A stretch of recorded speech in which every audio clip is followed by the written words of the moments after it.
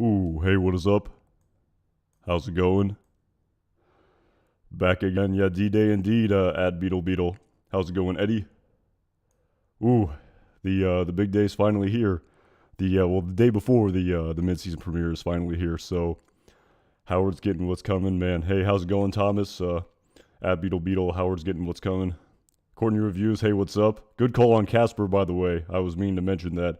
It definitely looked like a ski mask to me, but a good call on Casper for sure. In hindsight, it was definitely a beard, so hey, how's it going? So yeah, I guess for this one, oh, I forgot to there's actually some yeah, that's gonna be tough, but oh well, yeah, I forgot to pull that up. But anyway, yep. So yeah, D-Day coming up, and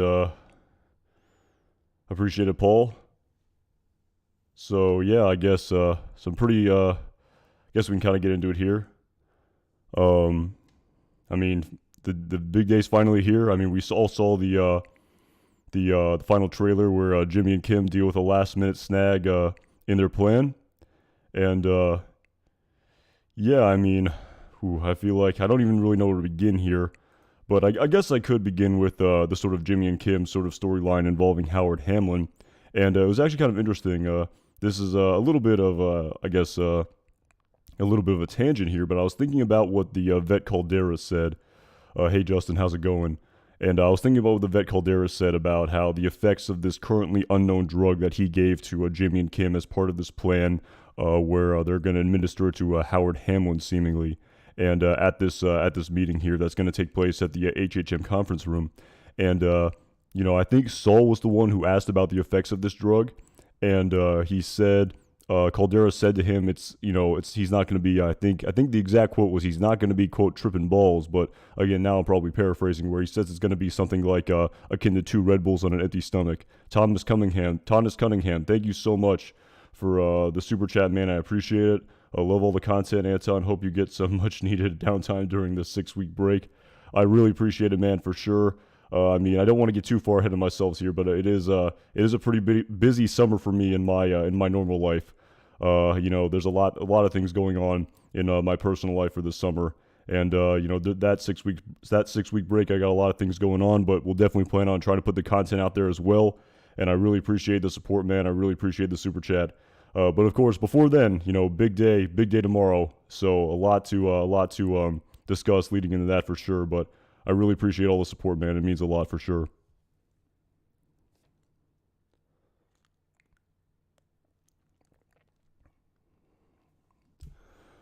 But yeah, anyway, kind of getting into it.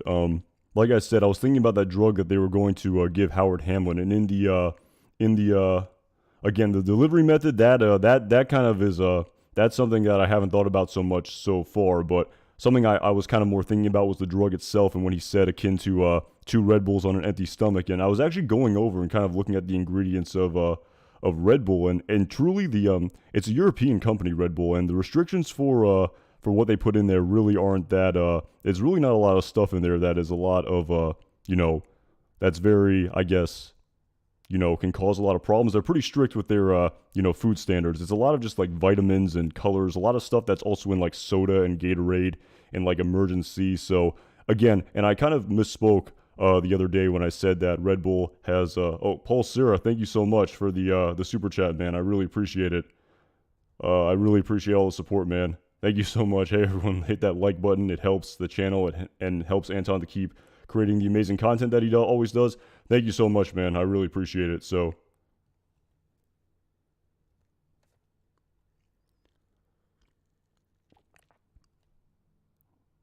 Courtney Reviews, are you talking about Tropical Red Bull right there? That's a hell of a pull right there. Eddie, oh my goodness. Thank you so much, man. I really appreciate the support, man. Awesome channel, Anton. Thank you for all the analysis and entertainment. You're too kind, man. I'm a little bit embarrassed by your words there, right there, man. I really appreciate it, man. Those words are almost too kind. I'm a little bit taken aback by all that. So, relax and sleep. Hey, what's up? Sorry to hear about the Maple Leafs, man. I think you might have mentioned that you were a Toronto Maple Leafs fan. Tough way to go, man. Tough way to go. So. Oh, topical, you said. God, man, no wonder I did so bad in school. Courtney Reviews. I thought that was tropical. I didn't even see there was no R in there. Topical. I was thinking about the tropical Red Bull flavor, the yellow can. I'm I'm a fan of it myself. So Jay Katharia, thank you so much. I like the super sticker, man. I appreciate that. Thank you so much.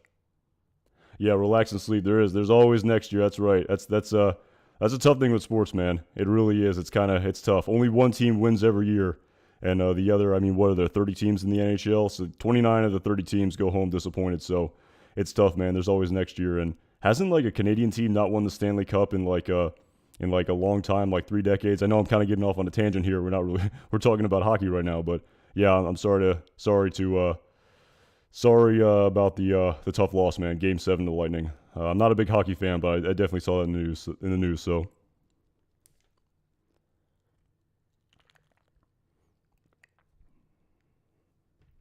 I'm gonna cry now. That's funny. 1993 Montreal. Okay, so yeah, it's been about 30 years, almost 30 years. Yeah, Paul Sura. Yeah, so pretty crazy.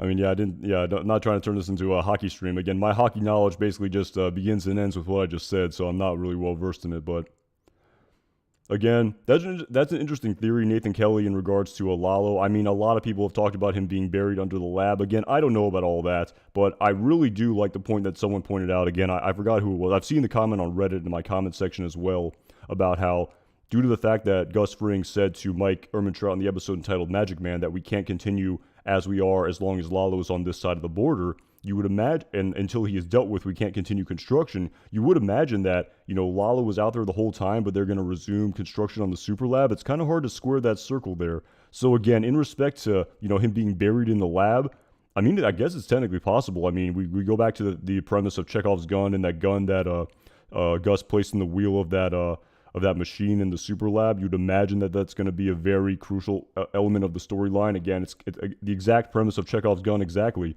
If you're going to put a gun there and then it's never going to come back, you're basically turning it into the room, That's it. I definitely have breast cancer, and then you never bring it up for the rest of the movie. That's horrible story writing. So again, Lalo and the super lab, those storylines absolutely go hand in hand. In respect to him actually being buried in a lab, I mean, it is technically possible, but, ever since, I started making predictions about this final season, and they've been quite off in many respects. I may have to keep that one a little bit close to the vest in respect to my, on how significant, how much I believe that that's going to be the actual case there.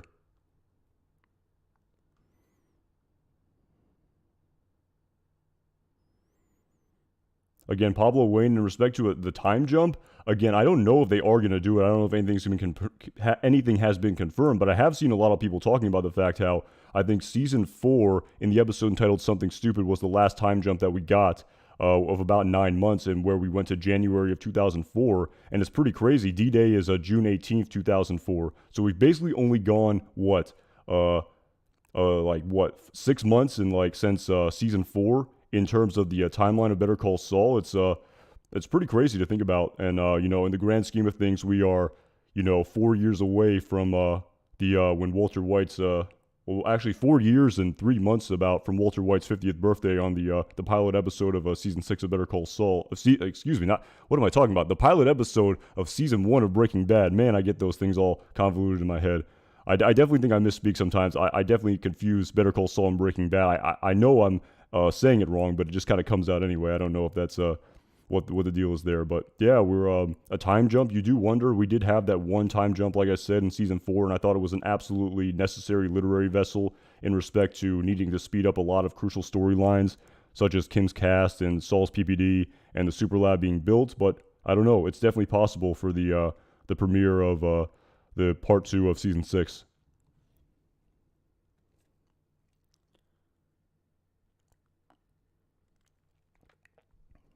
Again, at Justin Cruz, I mean, you say we need a time jump in order to meet up with the timeline of Breaking Bad, and yes, I think that's technically true. But the more and more that I just watch this season unfold, I'm really starting to believe there's no way the timelines are going to meet up, and that in the grand scheme of things, the story of Better Call Saul really seems to be the sort of distant past prior to Breaking Bad, as opposed to the immediate past. I could be completely wrong on that, but yeah, part of me just thinks there's no way these timelines are going to meet up. I mean, we're definitely going to see more scenes seemingly in the Breaking Bad timeline after we saw that one flash forward scene to the episode, to the Breaking Bad timeline in the episode entitled Quite a Ride, you would imagine we have to go back to the Breaking Bad timeline for sure. And I mean, like I said, if you go here on IMDb, like I said, they're still here, if I'm not mistaken. Is this Plan and Execution, if I'm the right episode? But yeah, if we go to top cast, I believe, yeah, Bryan Cranston is apparently listed here.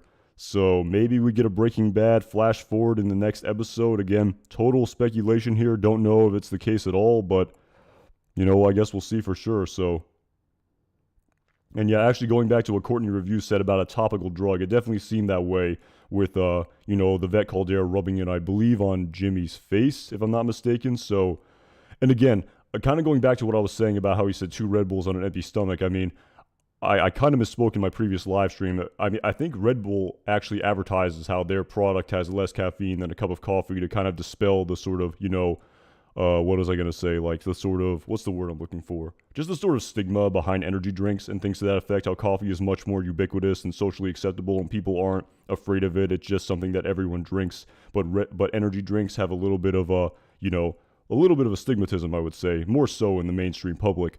But apparently, like I said, an 8.4 ounce Red Bull, which is just over a cup. I think, I'm no scientist here. I could be completely wrong, but I think 8 fluid ounces equals a cup of coffee. And that has like 95 milligrams. And that's not a lot of liquid. Most people are drinking way more than 8.4 ounces. That's like, what, 2/3 of like a can of like soda.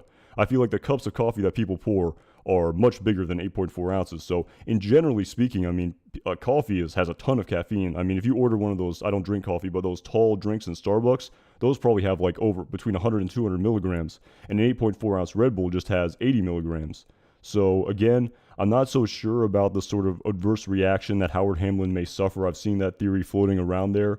I definitely think that, I mean, if he's not, you know, if he is sensitive to caffeine, I mean, I don't think he's going to have a heart attack or anything. I don't think, like, I feel like he'd be just as prone to a heart attack if he had a cup of coffee for the first time after never having it before. So again, and again, we don't know what he meant by 2 Red Bulls. I mean, 8.4 ounces is the kind of small size that you would see at a gas station. But I mean, if it's a big, I mean, if he's talking about like 2 like 16 ounce Red Bulls, that'll be around like what, like 155 milligrams, and 300 milligrams is pushing it. That's a lot of caffeine if you've never had it before and you're sensitive to it. So you'll definitely be feeling something. I don't know if you'll like, I mean, you could become like anxious and jittery for sure. Your heart rate could go, you know, could increase significantly. Likely, you could maybe become more prone to, I don't know, outbursts again. I don't know if I really see that. Definitely kind of, I don't know. Whenever I take like energy drinks, it just kind of makes me want to like exercise or something like that. So, yeah, I mean, and Beetle actually very, so again, that kind of just wrapping up. I'm not really sure. Maybe he's allergic to caffeine. It's possible. Again, we don't know. We're just speculating. He did drink tea.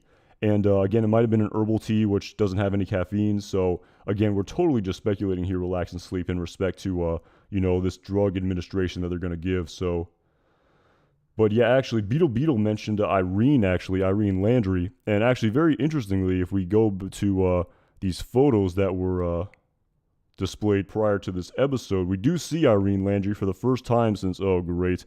I always have a problem with ads here. I really hope the pop-up doesn't go up. Here we go. So we have Irene Landry here for the first time since season 3 of Better Call Saul in the episode entitled Lantern.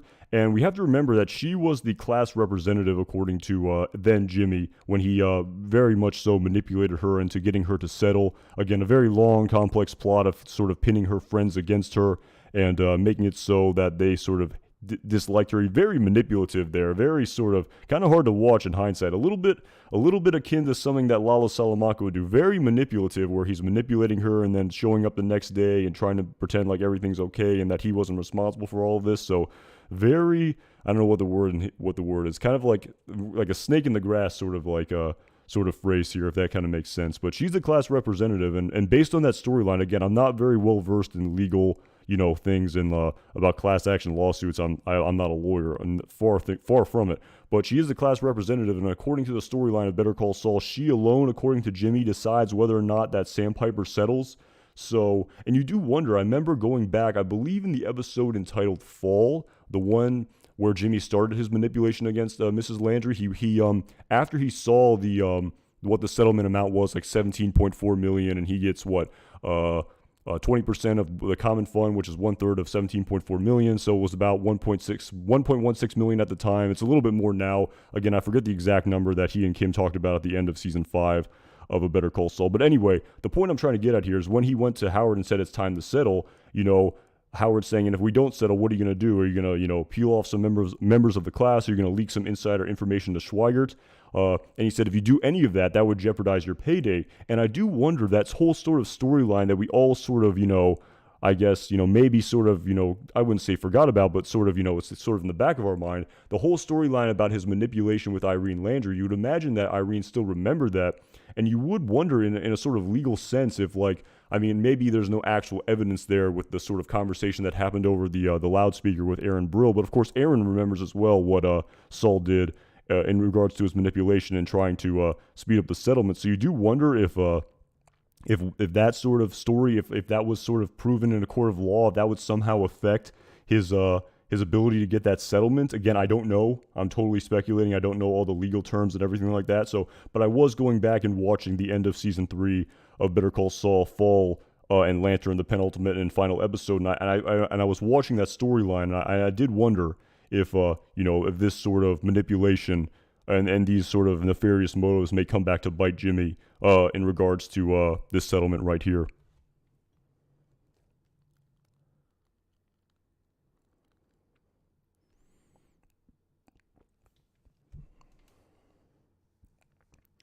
That's funny. I see a lot of conversation about Lyle in the chat right now. That's the story everyone wants. That's the big question here. Is Lyle going to survive? Lyle spinoff for sure. Lyle spinoff. I agree. That's where we need to go. Let's see here. I think if I click back, shouldn't be a problem. Again, I've had some problems here with ads very spontaneously playing, so yeah, not too much here. Again, we see a lot of photos here from this meeting that's happening at HHM. And again, there's a scene over here with Kim, saying go action. And like I said, we saw the two University of New Mexico students sort of set up for some filming in Saul's office, but we didn't see any actual filming take place in the previous episode. So while we did see those photos of the judge in Jimmy's car, the sort of fake photos where it looks like he's taking a bribe, if we go back to that, there's definitely a scene here of them in a dark room, I think here, maybe this is them trying to re-manipulate photos in a dark room, something to that effect. I don't really know. So maybe there's an aspect of that in regards to the storyline, but there definitely appears to be a video component too to this whatever scheme they're pulling that we don't know the full story behind. So again, Kim said she made a hard U-turn, says it happens today. So I guess it involves reshooting the scene. You'd imagine the judge would have to be there as well. The actor who plays the judge, with a cast. Are they going to put a cast on him in order to make this happen? Because apparently they need to reshoot this scene because of the cast. So you'd imagine that actor playing the judge is a part of this as well. And I think based on the dialogue of the previous episode, Axe and Grind, that's definitely the case. But yeah, not really sure what's going on here for sure. There's definitely a lot of mysteries here that are extremely intentional, where they absolutely want us to watch the final season because watch the mid-season finale, because we want to find out the answers to all these currently unknown questions. Anton WTF, how's it going, Pablo Wayne? But yeah, and we definitely see him. Am I missing something there, Pablo? But anyway, yeah, we definitely see Jimmy going into apparently the University of New Mexico. So yeah, again, totally just speculating here on the storyline.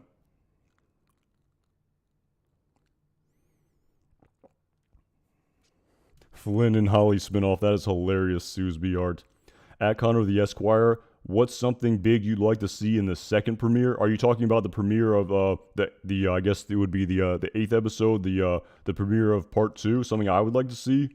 To tell you the truth, the one thing, I'm not sort of, trying to contour this story too much for what I want. I'm trying not to, at least, not too much, and I'm just trying to sit back and watch it unfold and just kind of recall the story based on what happens and kind of look at how the story kind of impacts the backstory of Breaking Bad. But one thing I definitely hope we see, maybe not so much in the mid-season premiere necessarily, but I really hope we get to see Saul Goodman in that home in a scene other than the one scene of the feds recoing all his possessions after it seemed like he fled to Omaha. That's one thing I would like to see. I would like to see Saul in that house. and I'd like to see more backstory of that for sure. That's something I absolutely would love to see, and I really hope we get to see Saul Goodman at home. We still have never seen him at home. We've seen his home, but we've never seen him at home still in the entirety of Breaking Bad or Better Call Saul. So it's definitely something that I would absolutely love to see at Connor the Esquire.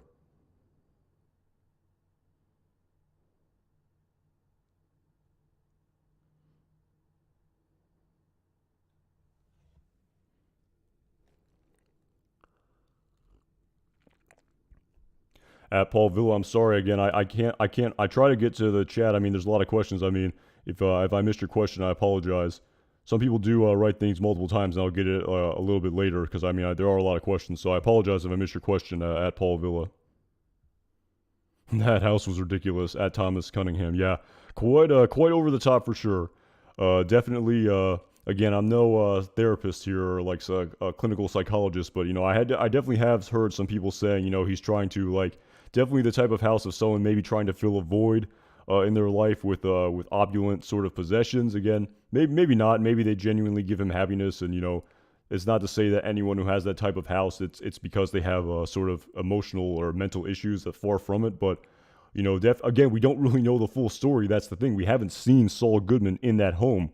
And as Connor the Esquire said, I really want to get more information on that home. Yeah, it's a great question too. Like, how did he get that house? Did he buy it as is? What is it, a gift from the cartel? That's an interesting question as well. I like that. I mean, did he renovate the interior to look like that? So, yeah, definitely a lot of questions there in respect to this his home. That's something that I definitely am curious to see. So.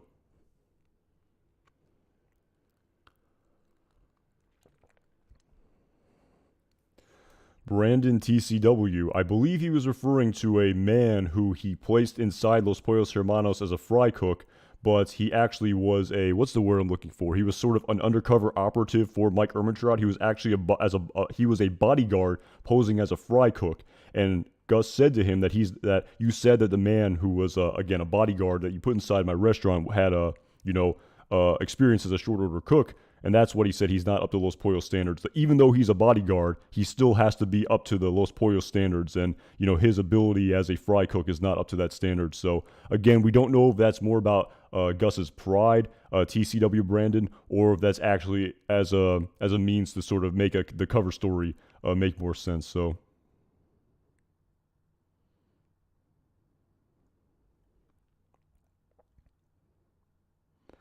Again, I talked about this a little bit in my last stream. Again, the video I made in respect to this being JP Wynn, I definitely don't think it's JP Wynn. It could be. I mean, Walter White and Jesse Pinkman are apparently going to appear in the next episode of if you believe IMDb. Again, I definitely don't think this is JP Wynn. And the video I made, like I said in the previous video, was more about just as that being a literary vessel, where you theoretically could have Walter White as a chemistry teacher in the plot of Better Call Saul if you use that literary vessel. So that's kind of the point I was getting at here. But yeah, this is definitely not a high school gym. And if you go back and watch that video I made, it definitely did not look like the gym that we saw in season 4 of a Breaking Bad.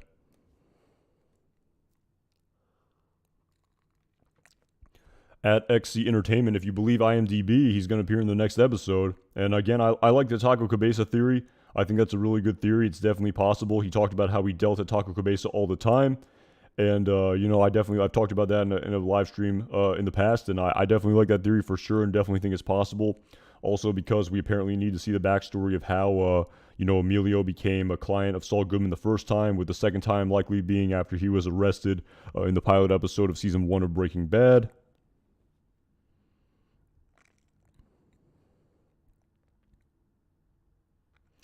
Again, I think I have heard that theory at Paul Villa. I guess it's not technically impossible, but I mean, it would. I mean, I guess it would. Again, I mean, it's technically possible. I suppose. Again, I don't know. There are a lot of crazy. I mean, I would kind of call that I mean, crazy is kind of a bad word, but again, I mean, there's there's a lot of theories out there that technically aren't impossible. I mean, a lot of people have speculated on the Wayfair theory about how you could theoretically put a character on that airplane as a literary vessel. Again, maybe I'm totally wrong and people can say, wow, you didn't see it at all, and they did use it, but I don't know. Part of me doesn't think they're going to use these sort of very sort of, extreme sort of storylines. I guess it is possible, but it's not something that I've really consider, to tell you the truth about. I mean, you were saying Lalo being a captive in the lab the whole time. I mean, again, akin to the Kawati, I guess, the story that he told to Hector in a season 4 of Better Call Saul, I believe in the episode entitled Pinata when he was in a coma, if that's what you're kind of getting at. So I guess it is possible. So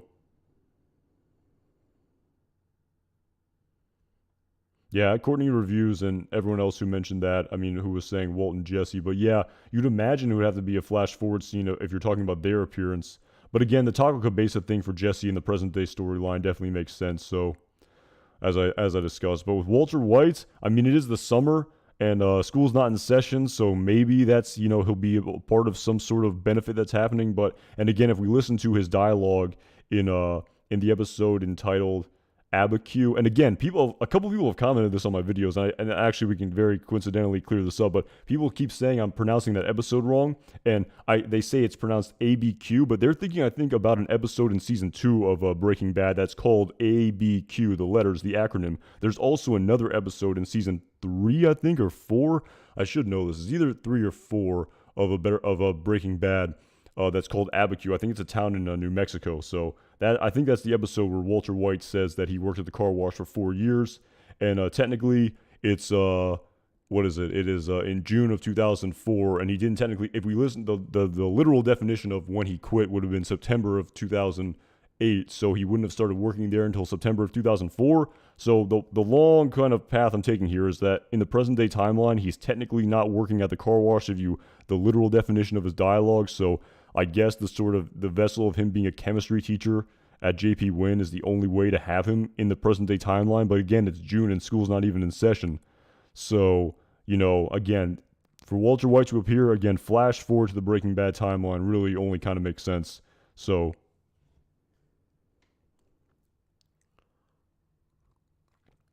yeah, Mendoza's Coyote. I think I'm pronouncing that correctly. I think I went on Wikipedia to see how to pronounce it. I think it is pronounced Abacu, if I'm not mistaken.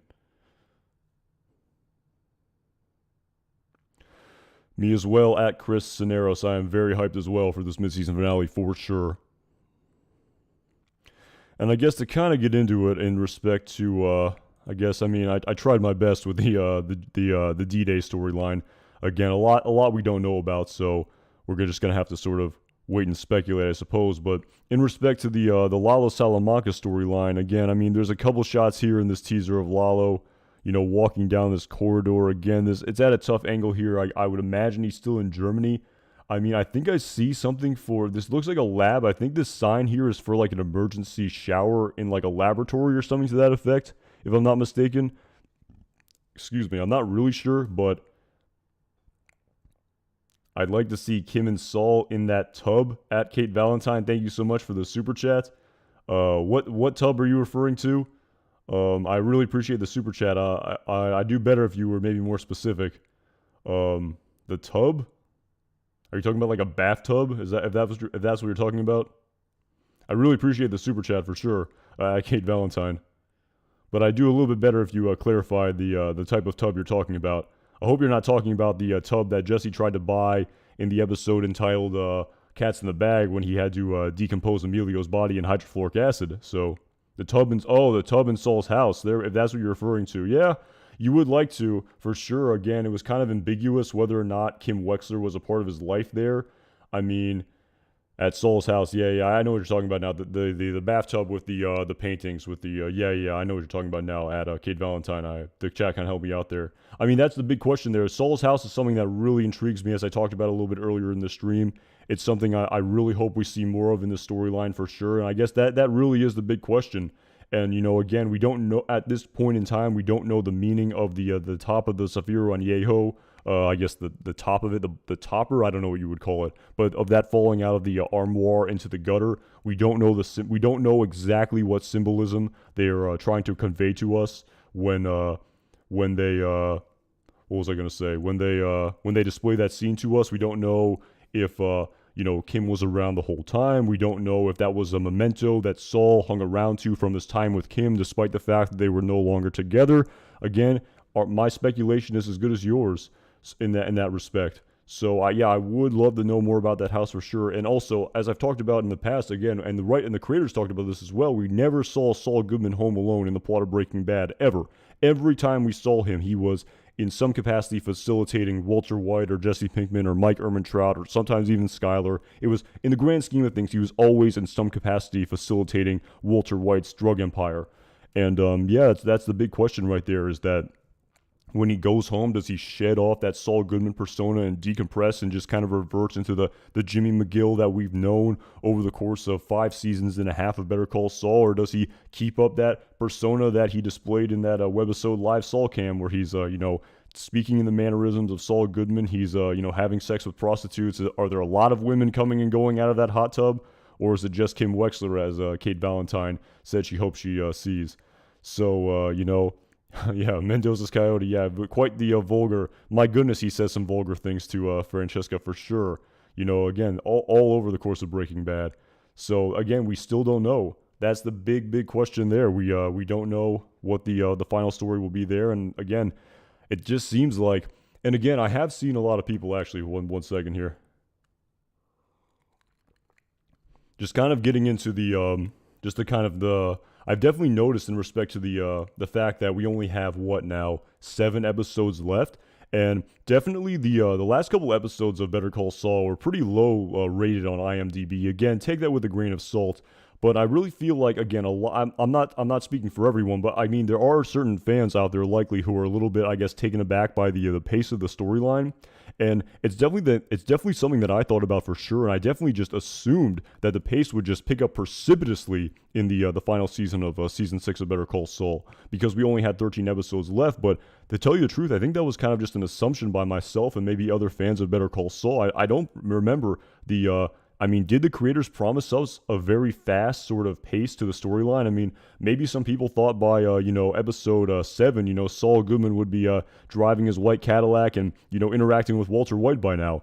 But we're still in the year 2004, and there's definitely been a lot of sort of setup, and it definitely kind of threw me for a loop. I definitely should not have assumed that the story would proceed at such a rapid pace. I mean, Najo's storyline absolutely did, but following the culmination of his storyline in the 3rd episode, Rock and Hard Place, it definitely kind of just seems like par for the course with the storyline that's been displayed to us over the course of Better Call Saul. A lot of development here, a lot of setup, but at the same time kind of glossing over a lot of big details as well, like Lalo going to Germany, how he killed his body double, and the sort of step-by-step process which that occurred. So again, it's kind of like they are kind of speeding it up, but they're also staying kind of true to their roots in being a very slow burn in many respects. So yeah, it's definitely something to consider. I mean, the ratings actually have been pretty low for the last couple of episodes, if I'm not mistaken, on IMDb. I think if I can try to find them here again without too much problem.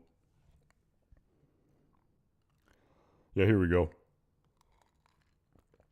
But yeah, the again, the first 3 unbelievable. I think everyone was just blown away by the setup here, just the absolute progression to this climax in Rock and Hard Place. I mean, I don't think anyone had a real problem with this. Unbelievable. But again, kind of a lull here in the last couple of respects. I mean, Black and Blue, I mean, 8.1. I mean, there's not that many ratings on this. I mean, take that with a grain of salt. But if I'm not mistaken, I think that's one of the lowest rated episodes in quite a while, maybe since all the way back in like season 3 of I don't even think season 4 had an episode rated that low. Again, these had more ratings, so again, it's not quite equal. But yeah, I don't think any of these episodes are rated at a 8.1. The lowest is 8.2, and so we'd have to go back all the way to season 3 of Mabel to be the lowest rated episode. So yeah, I've definitely noticed too a lot of episodes. Any episode with a character death definitely gets is much higher rated for sure. It definitely is a very symbolic episode that everyone, I guess, remembers for sure. But again, I mean, I don't want to go off too much on a tangent there, but again, maybe there's just a little bit of a lull here, and maybe people were just expecting a faster pace because of the show's final season, and people just assume we'd be getting to the Breaking Bad timeline. But just the more and more I've talked about, I think Justin Cruz might have mentioned it earlier about how they need to have a time jump if they want these timelines to meet, and I think that's true, but part of me at the end of the day, I don't think they are going to meet. So it just kind of, reorienting our perspective of what this show is actually going to be, what the final story is actually going to be. So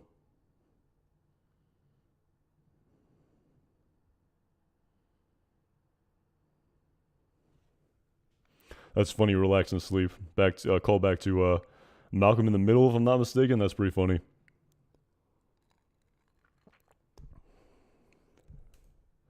And so, yeah, just quickly to try to speculate on Lalo here. Again, it all goes back to, I kind of talked about it in the past about it. It basically depends on what Casper tells him for sure after he cut his foot off, for goodness sake. And I mean, I imagine Casper's not gonna spill all the details because I really feel like the story kind of ends there. You know, if he kind of gives away all the information. Part of me thinks that, again, I don't want to get off into a whole thing about, you know, like a noble death or anything like that. I mean, I feel like that's not the best conversation to have, but who knows? I mean, maybe Casper will go out in the vein of Hank Schrader, where, you know, my name is Asac Schrader, you can go F yourself. Maybe something to that akin, you know, when he's talking to Lalo. My name is Casper the German worker, and you can go F yourself in regards to, you know, any information that Lalo wants from him. So, again, we don't know. We don't know what the case is going to be for sure. Lalo back in the USA, definitely possible. Definitely possible. Looks that way. Secret Bean. I mean, that would be quite the twist. That would be quite. I mean, that would be quite something if at the end of the midseason premiere, Lalo was still in Europe. But really, the whole storyline seems to hinge on what Casper tells him. Because if Casper doesn't tell him anything, he really still has nothing. And I guess he's going to have to go over after another German worker. I mean, Kai, the most seemingly logical continuation. But again, I'm not really sure. Yeah, Will K at Will K. Yeah, I mean, I've talked about that in the past. I mean, he knows they're building an underground structure. He knows that, I mean, you'd imagine he saw the van for Lavanderia Brillante, so he could maybe tell Lalo that, and that's a big pull right there if he can give him the location of where they're building. So again, it comes back to what Casper tells Lalo. So.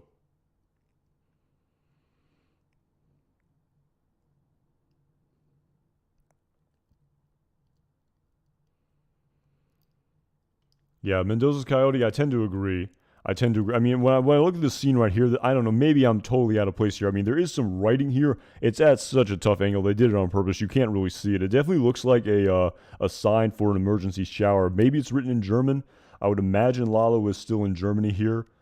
Um, if I can, yeah. I mean, there's this scene here. I have no idea who this is. I mean, maybe I can't really see. I mean, you can kind of sort of see what's in the glasses here. Not really. Again, yeah, I'll never be able to find. Yeah, I have no idea what this scene here. This is kind of a big mystery here. Maybe this is the scientist of that company or that made that epoxy of in Liebe deinen Yugs. So maybe that's this guy again. I'm not really sure. Maybe it's Kai. Who knows? But yeah, I mean, I have no idea what Lalo's doing. And there was definitely another shot of him lying down in a car, I think. Again, my guess is as good as yours. Yeah, right here, him lying down in this car. I mean, I have no idea what he's going for here. If he's gonna sleep in that car, I mean, I have no idea. So,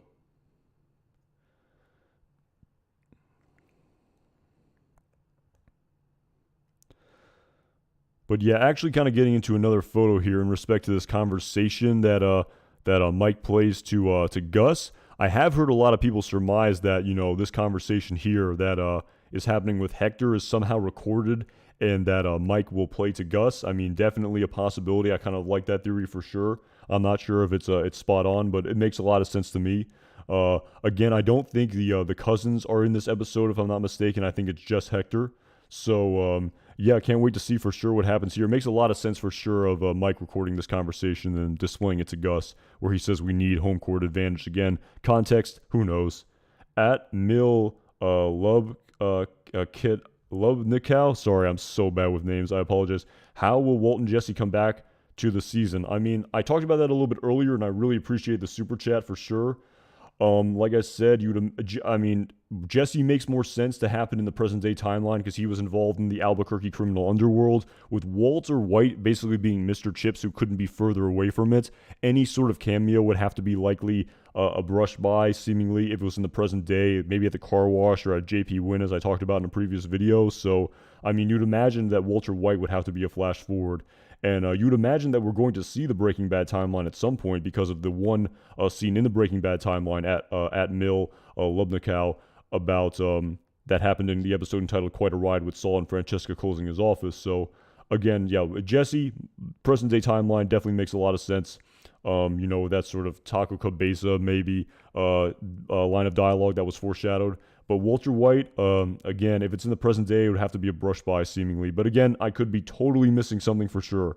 To tell you the truth, I hadn't even really considered this JP Wynn thing until I saw this trailer and I saw people talk about it online. So who knows? We all could be missing something, huge in respect to them both appearing. So.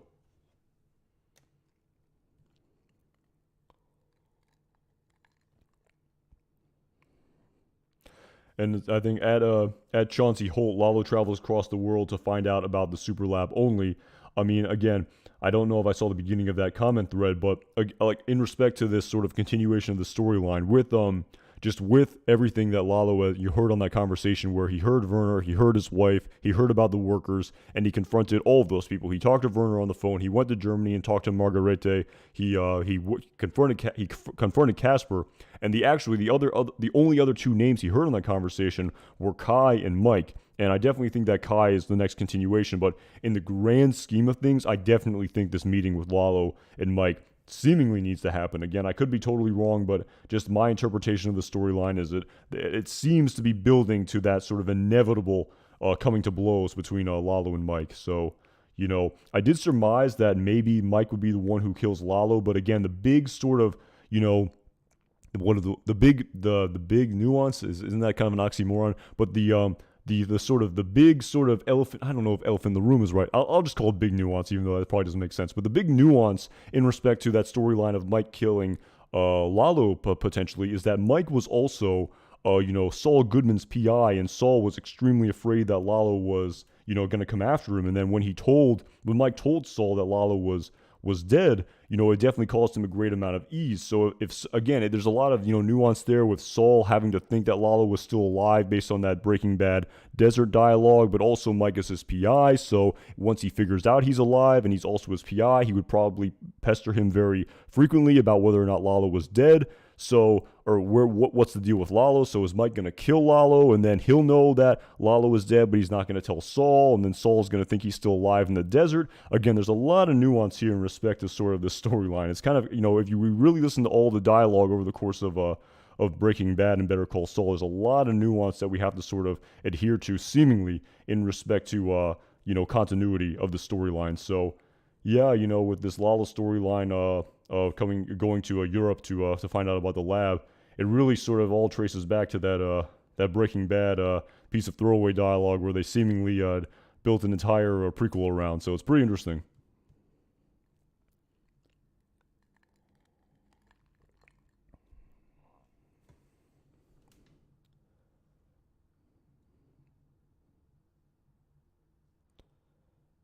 And again, I kind of talked about that as well in a previous video again, I don't want to repeat myself too much because I talked about it in a previous video, but again, there is that whole other aspect too about how Saul was the one who initially told Walter White about Gus Fring, about how he knew the guy who knew the guy who knew the guy.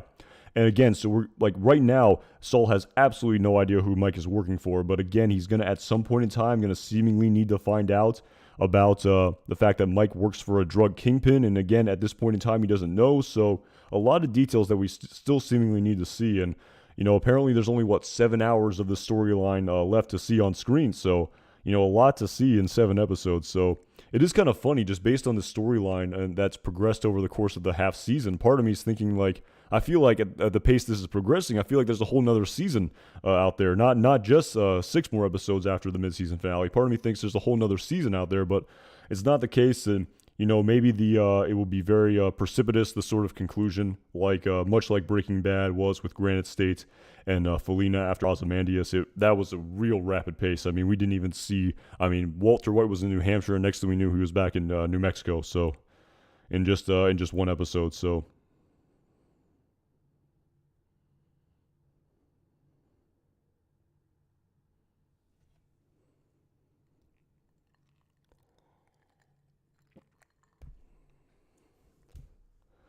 And actually, also going back in respect to the timeline, someone actually posted a really interesting comment on one of my videos, and I believe his username was I believe I'm saying this right. I believe it was Hugh Jasshole. A very interesting name there that your parents gave you there. I'm sure that's your real name and not an anonymous name that you put up there that's not real. But he actually commented how a really interesting kind of point about how, just in respect to how Saul looks over the course of Better Call Saul right now, and he actually pointed out how kind of due to the fact that Bob Odenkirk had to do a lot of training for that movie Nobody. He's definitely lost a lot of weight, and he's very thin and very fit. And to tell you the truth, it's something I hadn't even really thought about, but he's absolutely on the money. Like, it's unbelievable just to see how in shape right now, how much leaner Jimmy, aka Saul, is right now compared to when we first met him over the course of Breaking Bad in season 2 in the episode entitled Better Call Saul. And he kind of looks just more like a lawyer there, someone who just is just a lawyer and doesn't really work out and is sort of just, being a lawyer and so. But again, I guess it doesn't make too much of a difference. I guess you can kind of just assume that Jimmy's going to gain a lot of weight in the next 4 years. But it's actually kind of an interesting point that he pointed out, just about how the difference of the characters, and how it is kind of true. I didn't even really notice how different he looks, how much thinner he looks in the plot of Better Call Saul compared to how we met him in the plot of Breaking Bad. So again, with it's all aesthetics. So, but it is what it is. Again, Secret Dean, that's an interesting point about why is Lalo sleeping. Again, I talked about that a little earlier about, my guess is as good as yours. And when Thomas Cunningham said here, I think you broke my rib. And actually, it kind of made me, I don't think this is going to happen because I don't know how you fix a broken rib, but it kind of made me think back to the movie, what was it? I believe it was No Country for Old Men. That great scene where Anton Chigurh gets, after he gets shot in the leg with that shotgun, he breaks into the pharmacy and sort of heals himself. So you do wonder if maybe Lalo's going to go a sort of Anton Chigurh route where he's somehow going to, find a way to sort of maybe put a cast or something on his broken rib. Again, I don't even know how you heal a broken rib. I think it's just kind of rest in time, and you'd have to sort of put a cast around there. So again, yeah, maybe at Trick Taylor oh my God, I'm dyslexic. At Trick Taylor 1983. Yeah, he's laying in the car to hide. It definitely makes sense. I mean, we saw, I believe, Nacho in the premiere of a season 6. He was definitely laying back in the car to hide as well. So he could just be trying to hide. Again, who knows whether or not his rib is actually broken. He said, "I think you broke my rib," to Casper. He definitely hit him pretty damn hard with the base of that axe. So you'd be feeling a broken rib for sure. I mean, you definitely noticed that something was wrong, and I would imagine the recovery is just a lot of rest. I mean, maybe even surgery in some respects if you have a broken rib. I don't know. I'm not a doctor. Maybe someone who is more well versed in that can correct me if I'm wrong. But yeah, I did kind of surmise and wonder how that was going to affect the storyline moving forward in the rest of this series. That broken rib.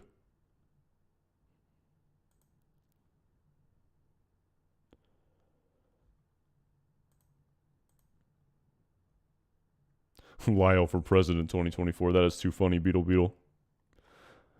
Yeah, water and rest, right? Isn't that what Dr. Barry Goodman said to not Walter, oh my goodness. What Dr. Barry Goodman said to Gus Fring after, in the episode entitled Crawl Space, after Gus Fring poisoned the entire cartel. Yeah, water and rest. That definitely seems like the best case scenario for Lalo's broken rib at Thomas Cunningham. Yeah, at Secret Dean, you do wonder that alarm. It was almost like a kitchen timer. You wonder if that's Lalo hitting that or if that was someone else. It definitely looked like it might have been Lalo who was hitting that kitchen timer. I'm not sure. Could be the car for sure. He's sort of resting here for an amount of time. I'm not really sure, but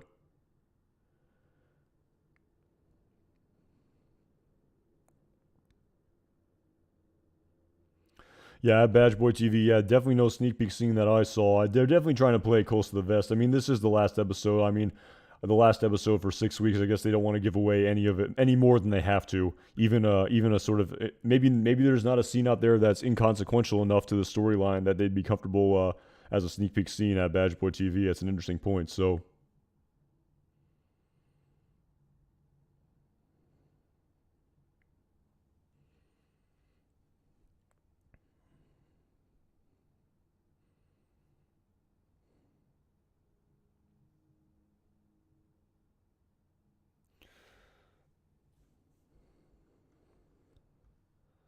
At Mil Lubnikow, even if they find out about the underground lab, Cartel seems to be fine about it in Breaking Bad. Lalo can only interrogate Jimmy to find out. I mean, I don't think they wouldn't be. I mean, that's kind of there's a lot of nuance there with that story as well, and I really appreciate the super chat at Mill Lubnikow. But again, it's more just about the undermining of the cartel. I mean, if he just built a lab there and he was, sort of went by the cartel with everything and told them, I'm building this lab and we're gonna have this secret sort of place where we can, just cook meth 24/7 and we'll make a lot of money. I guess he could try to say that, but I think it's more about the fact that the whole premise of that lab is so that he can have his own means of distribution on this side of the border once he eventually takes out the cartel. So Gus Fring has very sort of nefarious motives in respect to his relationship with the cartel because of that lab. So in that respect, they wouldn't be very happy at all if they found out his true motivations for that underground lab. I mean, and they would also be very sort of confused, like, why are you keeping this such a secret? Why weren't you transparent with us? This raises a lot of red flags. As Juan Bolsa said in the episode which he died, I believe in the episode entitled "I See You," if I'm not mistaken. I think he died in that episode. Don't quote me on that. But he said, "What do you think you can go out on your own? Do you think that would actually work?" I'm paraphrasing that. That's not the direct quote. But yeah, it's more about Gus Fring's intentions that would make the cartel so upset, and it would definitely raise a lot of suspicions for sure. I guess Gus Fring could try to maybe explain this lab and why he was so secretive about it and why he lied about the chicken chiller when Werner actually told him about this underground structure. Again, it's the more the lying that raises all these red flags in terms of the cartel suspicions against Gus Fring. And right now they're not very suspicious of him. Juan Bolsa says you don't know Gus; it's all business with him. Don Eladio, negocios son. I don't speak Spanish, but business is business. It's all business with Gus. And los negocios son los negocios. I think that's it. But anyway, yeah, it's more about his intent. That could really be the downfall of Gus. So, and again, really appreciate the super chats, Mill Lubnikow. I hope I'm saying that correctly.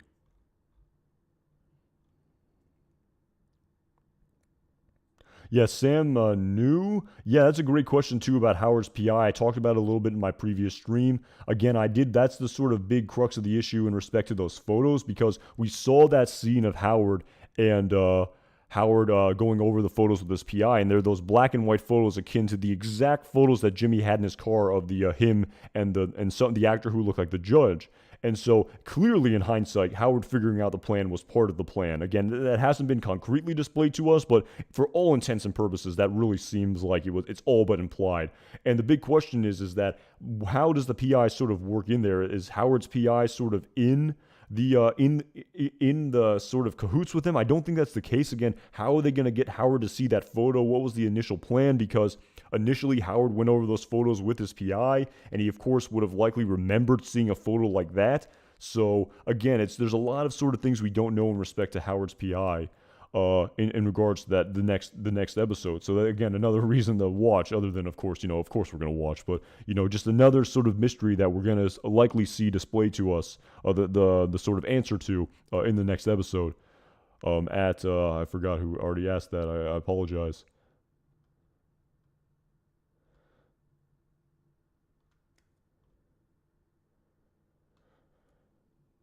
I apologize. I apologize. I said it earlier. I forgot who initially asked about Howard's PI. I apologize.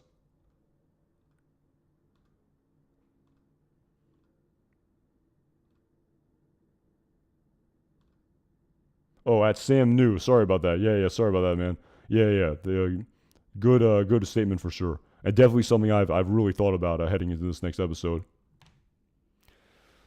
Holly kills Lalo. There, that's it. I think we found the winner right there. TCW Brandon. I think we're done here. I think that pretty no more speculation. You cracked the case, my friend, right there. Holly kills Lalo. That's it.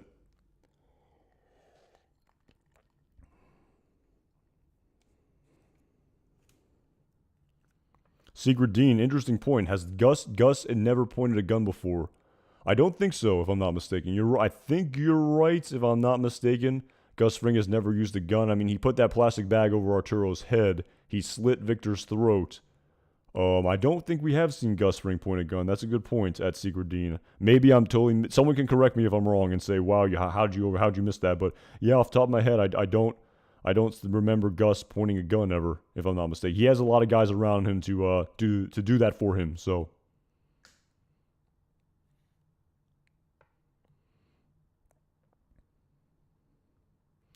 At Jason Adams, objectivists matters. How do you think Fring knew that Hector Salamanca had previously met Jesse when he returned from killing Eladio in Breaking Bad? That's an interesting question, actually. Yeah, so yeah, we know initially that Hector met him as a part of that storyline that ensued with Tuco Salamanca in the episode entitled Grill when we saw him in the house in the country. That's a really interesting point, actually, and that is actually something that I've thought about in respect to sort of Mike's relationship. And again, Jason Adams, thank you so much for the super chat. And that's a great point right there, because I don't know if we ever saw that sort of knowledge displayed to Gus Fring on screen. And I actually did think about this. I'm actually really glad you brought this up, because I've thought about the fact about how, when we first met Mike Ehrmantraut in season 2 of Breaking Bad in the episode entitled, oh my goodness, what was the season finale? Was it Phoenix? Was it Phoenix, the season finale of season 2 of Breaking Bad, where he cleans up Jane's body? Maybe it wasn't Phoenix. I hope it was Phoenix, but maybe it was a different episode. But anyway, when he meets that, the point I'm getting at, irrespective of the episode title, is that the first time we see Mike Ehrmantraut, we see him as Saul Goodman's guy, his PI. He says, Saul Goodman sent me. But it's then revealed to us in the very next season when he's, again, doing that assignment for Gus Fring, and when he bugs Walter White's house, we then learn that, Mil Lubnical, I'll get to that for sure. Thank you so much again for the super chat. But yeah, going back, we then learn, after initially seeing Mike as Saul's PI, we then learn that he's also working for Gus Fring in the episode entitled Caballo Sin Nombre, where he sees the cousins go into Walter White's house, and then he calls someone saying there's something he should know about, which it's then revealed to us that he's talking to Victor, and Victor then talks to Gus. And the very long point I'm getting at here is that if Mike Ehrmantraut was working for Gus Fring all along, and like I said, I think the last time one of the last times that Saul offered Mike to do an assignment for him in the episode entitled Dedicado a Max. Again, he couldn't do it because he was in Mexico, but again, all this time, I wondered, why did Mike agree to work for Saul all this time if he was also working for Gus Fring? And this point you made about how he knew that Hector met Jesse, you do wonder if sort of Mike was the sort of man on the inside somehow, and he was getting information from Saul and then conveying it to Gus Fring at Jason Adams. And again, that sort of very nuanced relationship in respect to Saul being afraid of Lalo in the desert, and Mike working for Saul, but Mike also working for Gus, and Mike obviously will, if Lalo dies, Mike's going to be on the know, absolutely. So again, you think that I've thought about, again, this is kind of just a theory, but I definitely thought what explains why he's always doing those things for Saul is because Gus wants to sort of have a man on the inside in respect to Saul Goodman and his sort of, operations with Walter White at the time. So again, I think that sort of explains it. Again, I could talk about this for forever, figuratively speaking, but it's definitely something I've thought about, and it's a really interesting storyline for sure. And again, when he met with Gus at the airport, when they talk about Walter White's sort of cancer diagnosis, and again, I don't know exactly what he said. It might have been about how the cousins went to Walter White's house again, and they drew the sigh on his street. And then Gus says to Mike, "Does the lawyer know?" And he says no. And then Mike says, "Should he?" And then he says no. So I definitely think that that's the sort of reason why Mike was working with Saul all that time, despite the fact he was also working for Gus Fring, likely on Gus Fring's order. So really interesting question there for sure. In regards to how, Gus knew that Jesse met with Hector. Again, maybe Jesse also told him, but you wouldn't imagine it would come up. So, because it didn't. In the deleted scene, he actually, when they were walking out, Jesse said to him, what's up with that? I knew that guy. Kind of implying that Jesse never told Gus about that. So that's a really interesting question, to tell you the truth. And it's definitely something, it kind of deals with the sort of big picture thing that I've talked about at Jason Adams. And I really appreciate that question and the support for sure. And at Mil Lubnical, thank you again for the super chat. I really appreciate it. In regards to Hank Schrader in season 6, to tell you the truth, I don't know if we're going to see him again, to be completely honest, because we did need to see him. I think for all intents and purposes, we really did, because we really needed to see that backstory in regards to Crazy 8 that was initially set up, and where there was kind of a lot of, again, I keep using the word nuance. I need to find a better word, but there was a lot of nuance and sort of open-ended aspects of the storyline of a Crazy 8 being the confidential informant, and also his sort of relationship with the cartel. So I think we did need to see that backstory of Hank and Steve basically saying that he was their confidential informant, all of the dialogue that was displayed to us over the course of Breaking Bad. But to tell you the truth, I think Hank Schrader's storyline, it seemingly has kind of, I don't want to say run its course, but the necessary information has already been revealed to us. Mil Lubnikow. So will we see him again? Again, I don't really know. And to tell you the truth, I mean, Hank, he looked a lot older. It was kind of weird to think about how, Hank is in his character is supposed to be in his early 30s in season 5 of A Better Call Saul. But man, he definitely looks rough for being in his 30s because the actor, I think, is almost 60 for crying out loud. So I don't know if we'll see any more Hank Schrader and Steve Gomez, to tell you the truth. I think the sort of necessary components of their backstory have already been told, but I could be wrong. We definitely could see him again for sure. And yeah, I really appreciate all the super chats on Mil Lubnikow. And yeah, it's definitely something I've thought about. And I don't know if we're going to see him. I just feel like there's so many other stories that we need to tell. And I really feel like, we saw them in season 5. It was necessary. It was great to see them reprised, irrespective of the fact they looked way too old. But that's neither here nor there.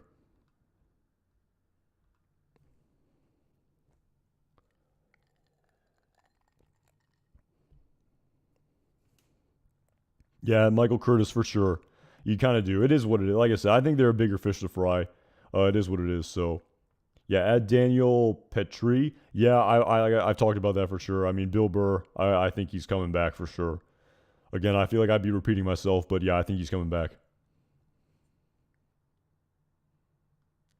Add Sydney Storm ready for Jesse and Walt tomorrow. I mean, if we listen to IMBD, they're coming back.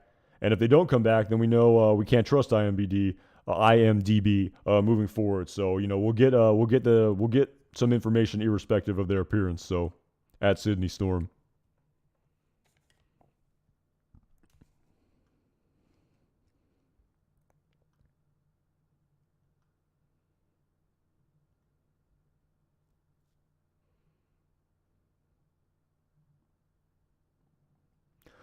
At Relax and Sleep, Saul definitely buys the book. I mean, we saw it seemingly in his house in the premiere of season 6, so he definitely buys it. I wouldn't imagine he stole it. So he definitely buys it. And again, I've surmised that they did it because it's a much faster literary vessel than having to display the backstory of every single contact he ever said he had over the course of Breaking Bad. It's much easier to just say, okay, he got the book, now he has them. We don't have to explain every single one. Actually, I think that's very clever writing right there for sure. So he definitely buys it. But in respect to you said which affects Mike. Saul is now the new guy with all the contacts, which ultimately gets Gus in the contacts with Saul through Mike. Again, it's possible for sure. I definitely think that's for you. I would imagine that Mike would know about that for sure. Again, very interestingly, I think in season 4 of Breaking Bad, in the episode entitled Problem Dog, where where Walter White at Relax and Sleep asked Saul about finding hitmen, and Saul said he had some names, but he said he specifically got those contacts through Mike. So it would be interesting to see if Mike got any contacts through Saul, like Saul said he got them through Mike. So very interesting theory for sure in respect to the little black book that he does buy based on the opening scene that was displayed to us of season 6.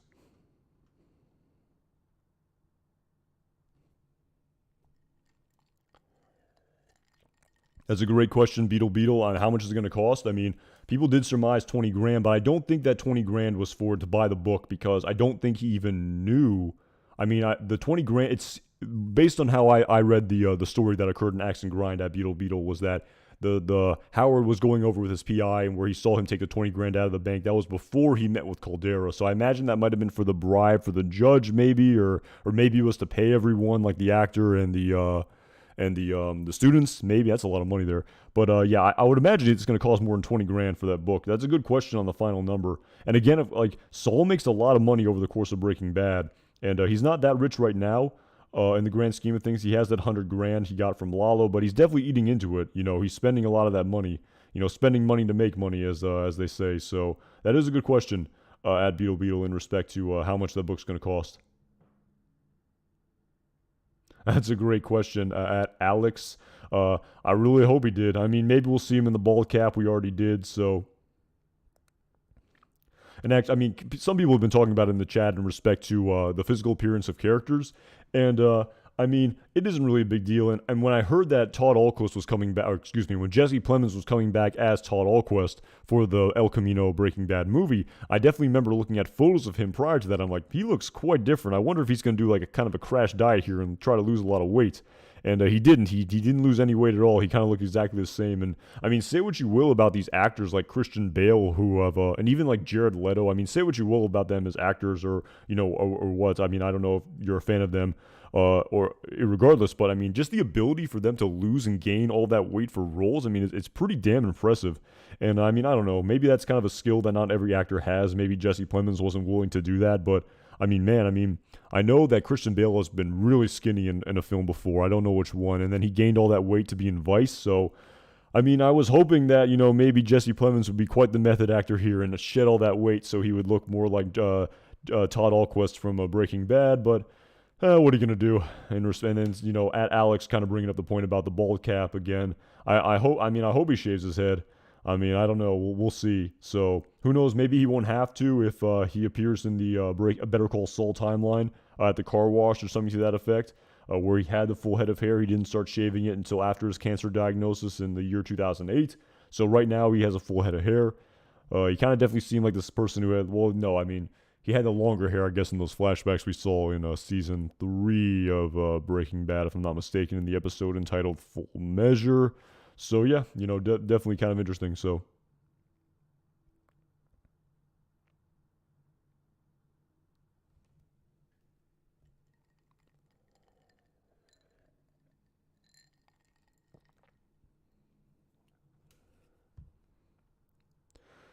and also, in the grand scheme of things of this storyline involving Jimmy and Kim in the Sandpiper Crossing settlement, again, it kind of actually, it's quite a pull here, but sort of their seemingly impatience. I mean, when Kim was driving to that meeting in Santa Fe to meet with the Jackson Mercer Foundation in order to get her funding for her pro bono practice, because as Clifford Main said in the previous episode, she's making minimum wage, and when you do nonprofits, you need funding because, they make no money.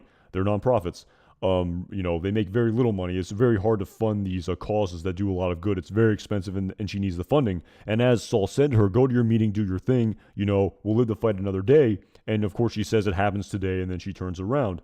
And it kind of reminds me a little bit of Werner. I mean, this is a hell of a pull here, but I mean, if Werner had just literally listened to Mike, where he said, yes, it sucks. You get to be away from your wife. You're forlorn. You want to see her. You miss, being with her. It's causing you great distress, but if you just wait a few more months or maybe even a year, you'll make so much money for the rest of your life to be with her. It seems so logical, but of course, Werner could not wait. He did not have the patience. He had to, break out of the facility and go see his wife and end up leading to his death. And again, with Jimmy and Kim here, as Howard said about how you're going to get your money, you just have to wait for it. Again, I'm no expert in the legal field, but I mean, I don't know. Do these class action lawsuits, can they take like decades to settle? I mean, maybe, I guess. I mean, I don't know, even know if it's worth this scheme that's likely going to get them into a lot of trouble here, if that's worth it. But I mean, if Kim literally just waited, they are going to get that money eventually. That is absolutely due to Saul, the 20% of the common fund, over $1 million. And again, they could just go about their lives and live their lives and earn, income. As Hugh Babineau said, you're lawyers, you make money. You're going to get that money eventually. You can set up your pro bono practice eventually. I mean, yes, I guess people right now are being hurt who won't get Kim's legal, support because she wouldn't be able to do it because she would have an actual job. But, I mean, is it worth everything that's going to happen? I mean, all of the sort of theories that everyone's speculating about Kim going to jail or, or worse for Kim. So, again, it's kind of like it's the patience thing where I guess, people make irrational decisions about with their lives. They act on the human emotions. It's very dangerous, and who knows what's going to happen in this next episode in respect to Kim Wexler in regards to her ultimate fate, because we know what happens to Saul Goodman, at least more. I mean, yes, we know what happens to him exactly. There's no surprise there seemingly, but with Kim, completely open ended. No idea what happens to her. So.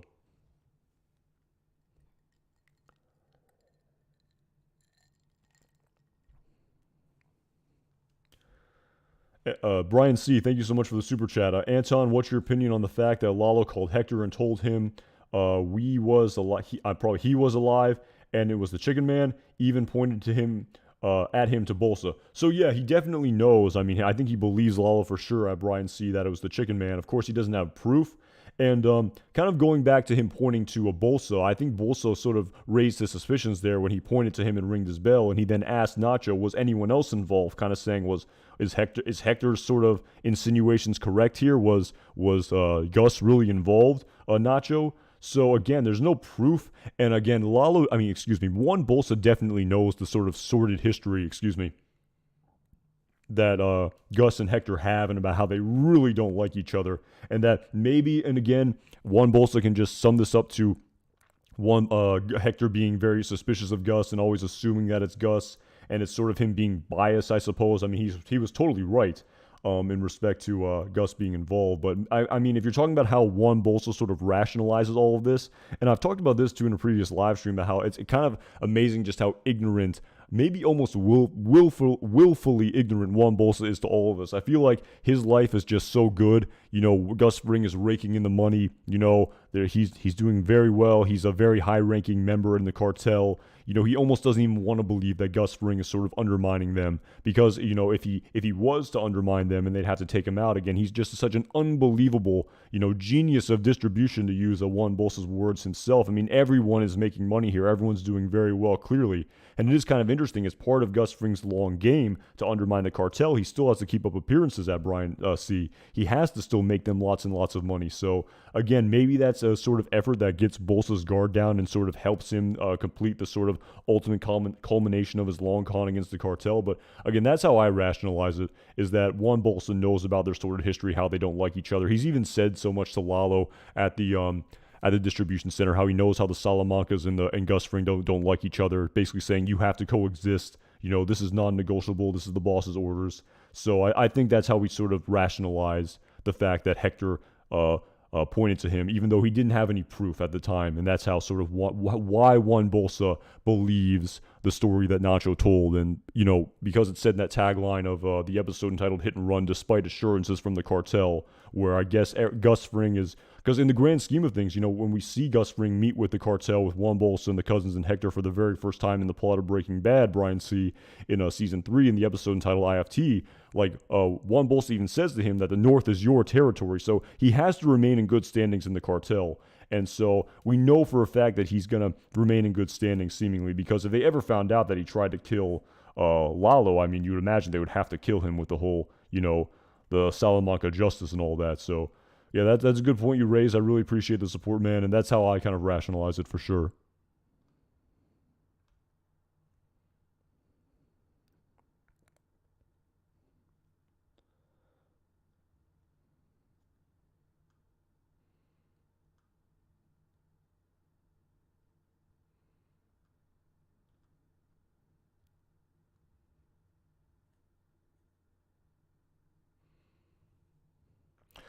At Lewis A9. Yeah, again, I hope we see Tuco. I definitely do. He's been in jail since season 2 of Better Call Saul in the episode entitled Gloves Off. I mean, again, jail and then prison when he was sentenced, most likely.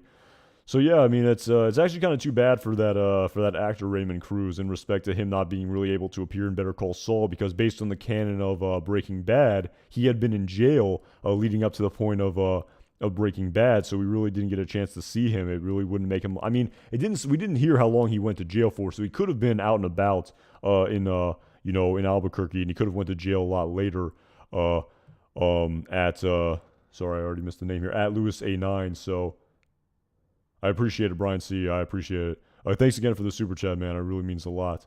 But in respect to Tuco, yeah, you know, the canon says he was in jail, and now that he's in jail, and where if we listen to Skinny Pete's dialogue verbatim, how he didn't get out until a year. What has it been, a year since you've been sprung? You know, it seems like a wasted opportunity. I mean, we've seen like Spooge, and that's based on a piece of a throwaway dialogue that Saul said to Walter White. So again, I would absolutely love to see Skinny Pete and Tuco in the same cell block in Los Lunas. Again, how does it sort of impact the story as opposed to it just being a sort of, you know, just a cameo for the sake of a cameo? Lewis A9, again, I'm not really sure. We did hear Lala say that Tuco gets out in 11 months, even though that kind of contradicts the canon of Breaking Bad. That's a whole nother discussion. So yeah, Trish D, yeah, he's in prison right now. Trish D, he is in prison. not jail. He's in hardcore prison right now in Los Lunas. So there's definitely a difference, as people who have gone there will tell you. So not to be too dark about it, but yeah, again, it seems like a huge opportunity. I mean, it's a great sort of literary vessel that I think all fans would absolutely love to see. Again, how does it serve the sort of overall storyline of a Better Call Saul in season 6? That's a big question, Lewis A9. And again, like I said, that's why they pay the writers the big bucks, and that's why they're such good writers. So again, they would definitely know how to craft a story like that, and maybe we'll see it, maybe we won't. It's definitely possible based on the canon of Breaking Bad.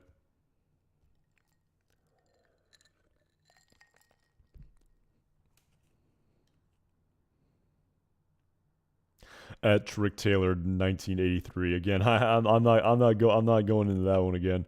Or maybe I can, but I was well, Badger's last name is Mayhew, as people correctly pointed out in respect to who's Cliff's drug addicted son. Excuse me. I surmised it was the tall guy standing behind Jeff in Omaha. Again, could be total pie in the sky. Maybe it's not true, but again, maybe it's just a character we'll never see. Again, it would just be a sort of behind the scene, like a sort of piece of throwaway dialogue almost, as opposed to us having to necessarily see that character. Right now, it's just throwaway dialogue, ostensibly, to sort of justify sort of Cliff's sort of ability to, what's the word I'm looking for? Just sort of understand Kim's perspective, how he can really have a sort of we spent like 20 minutes on Cliff's son last week at Michael Curtis. That's funny. Yeah, that's true. I guess I don't want to, maybe I shouldn't go too much into it. Maybe you can go back into the live stream and talk about it if you want. That is too funny, Michael Curtis, man. So yeah, again, long story long. Maybe I'm going off too much on a tangent here. I think it was throwaway dialogue. We probably won't see it. Maybe we will. The end. That is too funny, Michael Curtis.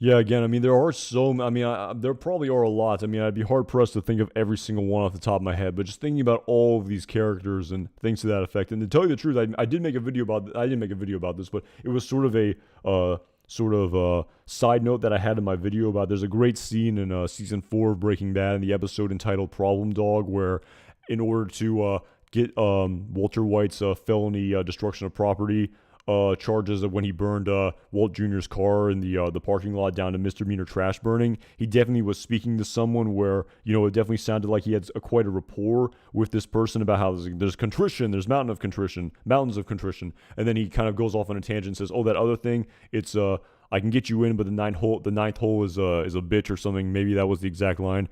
And he's like, "All right, tea time. It's early in the morning. Prepare to have your ass handed to you." And I did surmise that maybe that could have been ADA Oakley. Maybe he kind of got at, like maybe that he was doing him a favor, but just based on what I've seen and even the promo of American Greed, as well as the sort of interaction with Saul, I'm really starting to believe that wasn't ADA Oakley, and that was pretty far in the future. So maybe you could have a different person in the district attorney's office. So yeah, that's kind of, the point I'm getting at here is there are a lot of characters who are sort of mentioned who we never see. I mean, we've never seen Judge Papadumian, and it's just the sort of character that Saul talks about. So we never seen Cliff's son. So again, there's lots of characters, and we just don't have time to see every single one of them. So it just is what it is. So.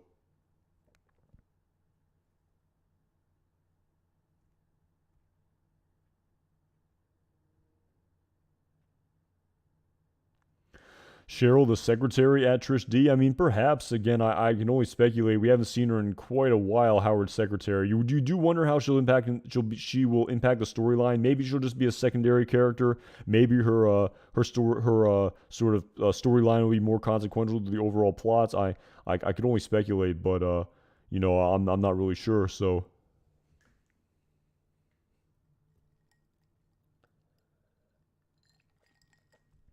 And yeah, kind of people just sort of talking about it here. I mean, you did hear Tony Dalton saying how there's going to be a big surprise at the end of the episode tomorrow, and you imagine the cliffhanger for the next episode, which doesn't happen for 6 weeks after this one airs. You imagine the cliffhanger is going to be something all right in tomorrow's episode, but just in the grand scheme of things, I mean, I have heard people saying that maybe Howard or Lalo gets the axe, metaphorically speaking, in the next episode if one of them is going to meet their demise.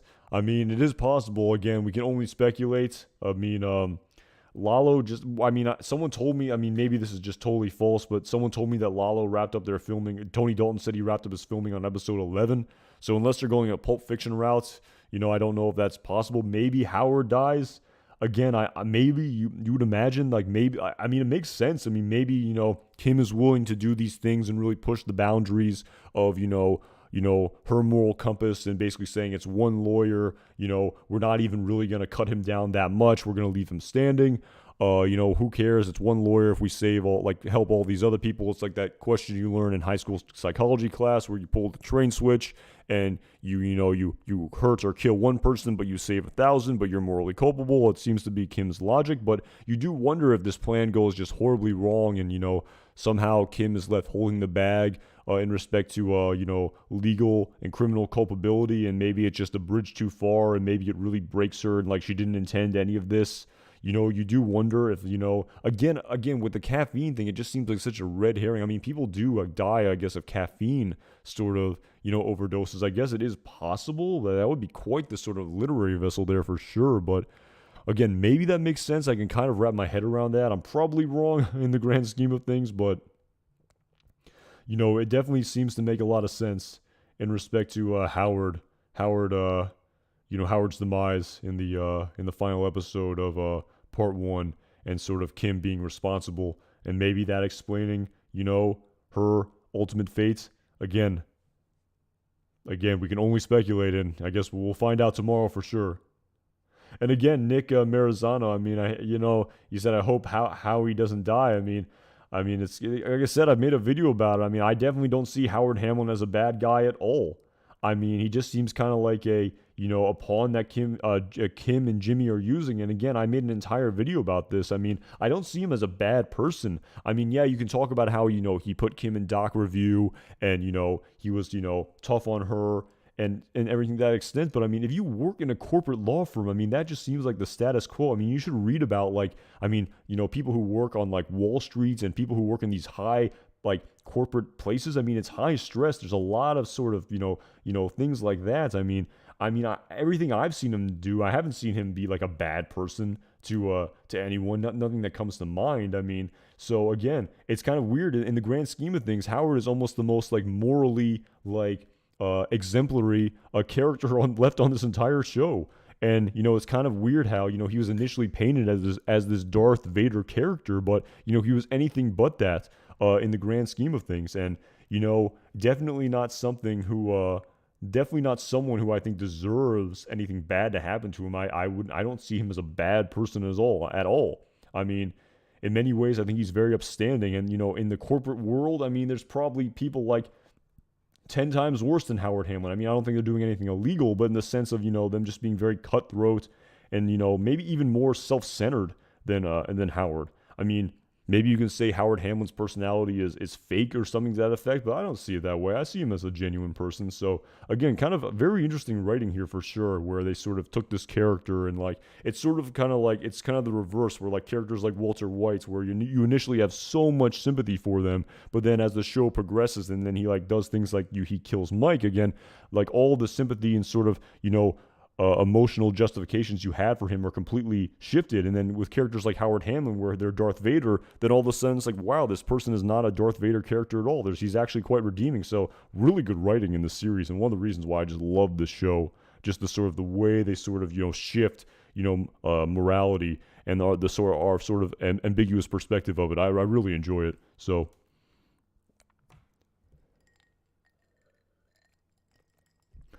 At Mendoza's Coyote, what do you think is going on in the scene where Howard is going up the flight of stairs at HHM and Cliff is yelling at him from the bottom? That is a great question right there. Again, I don't want to, maybe it's a red herring. I don't want to try to speculate too much on it. And I really appreciate the super chat, Mendoza's Coyote. I mean, again, maybe it's a red herring, but just based on, maybe it's sort of too obvious, but based on, all the puzzle pieces that have sort of been left for us, the trail of breadcrumbs, there's something to the effect of maybe Howard being administered that drug by Jimmy and Kim and him acting irrationally, running up the stairs and getting out of the meeting in the middle of it, and Clifford Maine being very taken aback by this very erratic behavior that, you wouldn't do as a part of a very serious meeting involving a multi-million-dollar class action lawsuit. So that's what again, if I had to, that seems like the most logical explanation. And again, maybe it's a sort of, Occam's razor where that is the explanation, but at the same time, maybe it's a total red herring and it's not what we're thinking at all. And maybe they sort of combined two clips of, a scene from the episode and they spliced it with, something that Howard said somewhere else. So, yeah, like I said, that seems to be the most logical conclusion. I mean, I'm not going to go some sort of crazy thing where, he gets a phone. I mean, who knows? I mean, he gets a phone call from his wife. Again, that would be a sort of a more sort of crazy sort of. Crazy is such a bad word, but just a more unexpected. That's probably a better word. A more unexpected sort of meaning behind that sort of teaser scene. So I'm gonna go with the most logical, probability in respect to what's going on. But I could be totally wrong. And thank you again so much for the super chat, Mendoza's Coyote.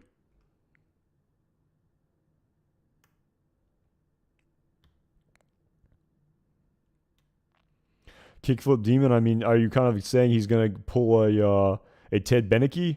I mean, who knows? I mean, if you said before that episode that was going to happen to Ted Beneke, I would have said you're crazy. But that's what happened to him. So again, who knows the sort of I mean, that was the ultimate fate of Ted Beneke. He slipped on his carpet and like broke his neck, ostensibly. So yeah, I mean, who knows what's going to happen to him? So yeah, again, you do wonder at Coach Beer about the pictures to show proof of the bribe. That is also true for sure. And maybe he's already given that substance, and that's why he's going. He's given the substance. He wants to see the pictures. So again, that seems like the logical continuation based on all the clues, like I said. So definitely makes a lot of sense.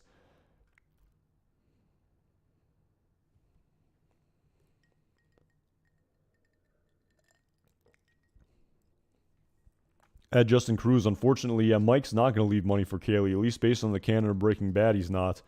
I kind of made a whole video about that, about the whole tragic parable of Mike, about despite him wanting to take care of his family, in the end, he leaves them with nothing. And the last memory his granddaughter has of him is, him abandoning her in the park. So, pretty damn dark story of Mike Ehrmantraut for sure. And again, I made a whole video on that. I don't want to go down that rabbit hole. But yeah, pretty damn dark. But unfortunately, based on the canon of Breaking Bad, I think Kaylee kind of, gets left high and dry there. Again, I feel like it'd be a little bit too cheesy if there was a sort of thing that they inserted in the storyline about how, now Kaylee, if you're ever alone in the park, you have to do this. I mean, yeah, it's a kind of happy ending, but again, I feel like that kind of ruins just the sort of amazing tragic parable that is the story of Mike Ehrmantraut. So, but yeah, we'll see. Yeah, Michael Curtis, don't mention Mike and Kaylee. Yeah, it's Mike's story is pretty damn dark when you really sort of peel back the layers of the onion of the backstory of a Breaking Bad. So, Reeds, that is too damn funny. That he had to use the bathroom. It was a total red herring. Again, the quotes from something else, and he's like, "Oh, excuse me, I have to use the bathroom." That was it, That's too funny at Reeds.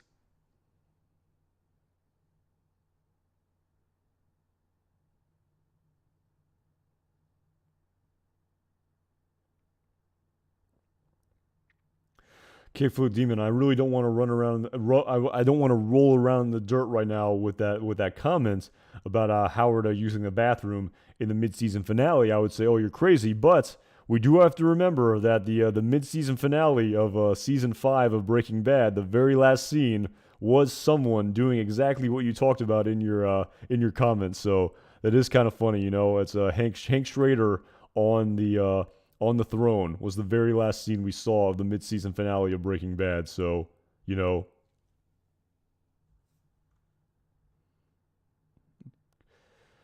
I am.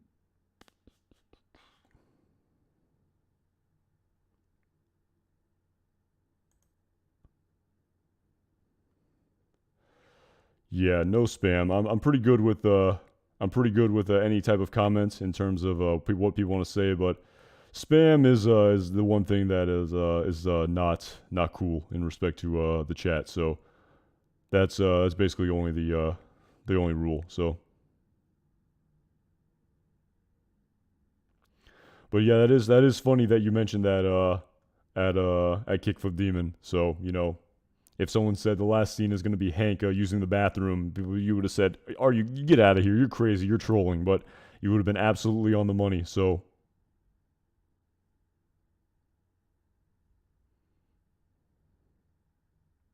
Kim definitely lived with Jimmy in the mansion at Love This Nation. I mean, maybe it's possible. I think she may have maybe been in that house or lived in there for part of the time. I think that's definitely possible. But in the grand scheme of things, I mean, was she there forever? Again, I don't know. Again, it really goes back to like if you go back and watch that Breaking Bad webisode live Saul cam, which in hindsight, oh, I'll get back to at just me. One of the BCS promos hinted that Gene will go back to Albuquerque. Any thoughts on what he's doing? Yeah, any thoughts on what he's doing there? I talked about that a little bit in my previous live stream at Just Me. I really appreciate it. And someone brought that up. Again, he definitely seems like he's going back to Albuquerque when he hung up the phone when he was talking to Ed the Disappearer and said, I'm going to handle it myself.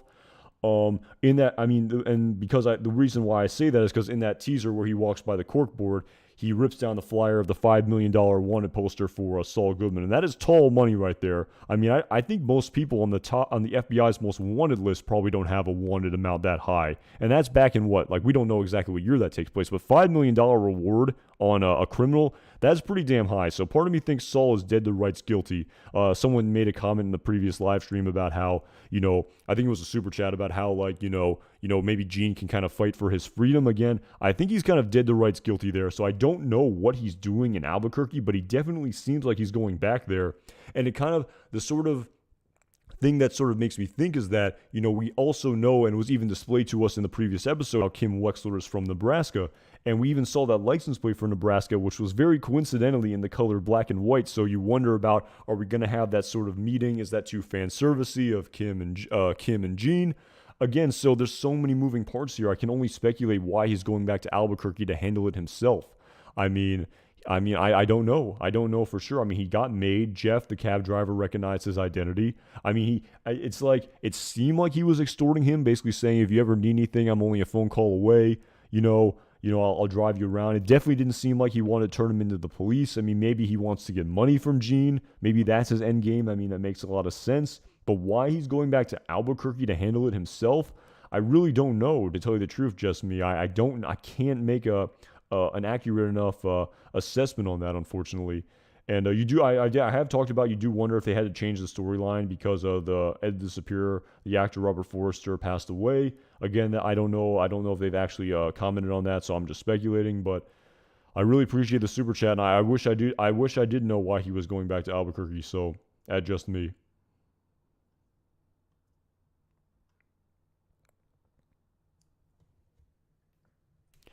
To turn himself in, I mean, maybe. I mean, that's at Tyler Norcal, at Trick Taylor 1983. I mean, possibly. He's also putting on that red blazer in the promo trailer.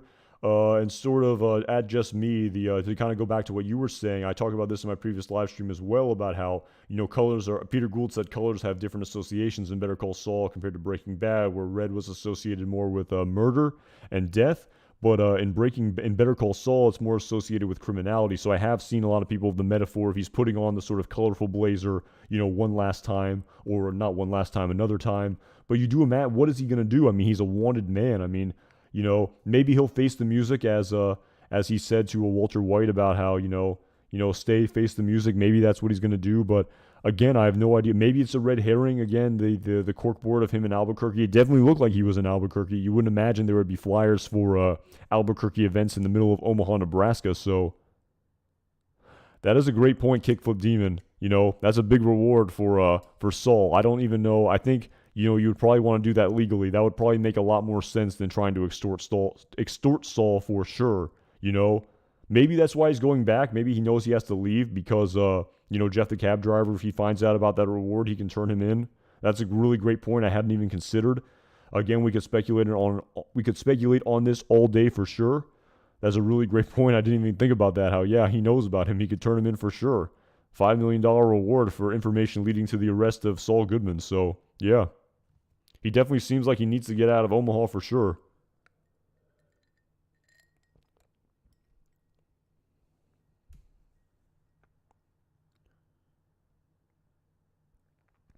And again, I mean, you do wonder, I mean, logically speaking, I mean, in hindsight, like, you really think that it would just make more sense for him to just flee again and go somewhere else. I mean, go to Alaska, go to, the Everglades, go to, northern Maine, go somewhere really far, go to New Hampshire like Walter White, go somewhere far in order to flee after he got made. So I mean, but he changed his mind. He said he's going to handle it himself. Part of me thinks the most logical thing was to just do the Ed disappear again, but I mean they couldn't because of the the logistics of the actor. Maybe Saul made the poster to set up Jeff. Maybe that's a great plan. That's a great idea, Sandy Graham. Maybe he did. I mean, I don't know about all that. Maybe he did. Maybe he didn't. Again, just kind of riffing off the top of my head here. That's a really interesting kind of theory you surmised right there. Yeah, David Wartsky. Yeah, he said that in his very last appearance in the episode entitled I think Granite State. Yeah, he said in Granite State when he was in Ed the Disappear's basement with Walter White about how after Walter White wanted him to come with him, saying you're still part of this or not, he said no. This is it. The fun's over. I'm just another douchebag with three pairs of Dockers. A best case scenario in a month from now, I'm managing a Cinnabon in Omaha. So yeah, he talked about that. The foreshadowing there was that's where they got the sort of whole backstory was what he said to Walter White in a Breaking Bad. So yeah, that was Granite State, season 5, his very last scene before he left the basement.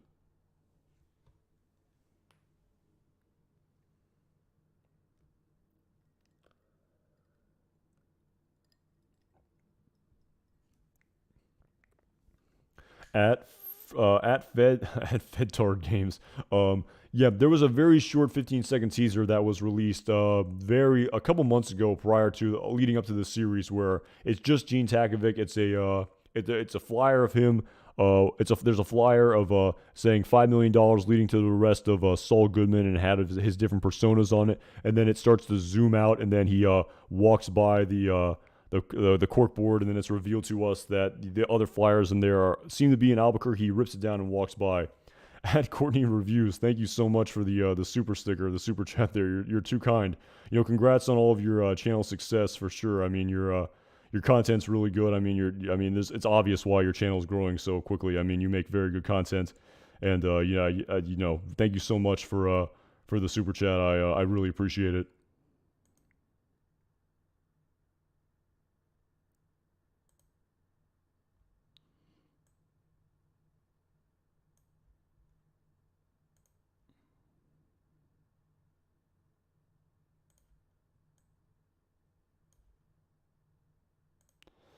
Sorry about that. Had to do that again. I'm cool with people. The comment section is fine, but again, just no spam. I mean, spam is no spam. I mean, any sort of speech is fine, but like no spam. So.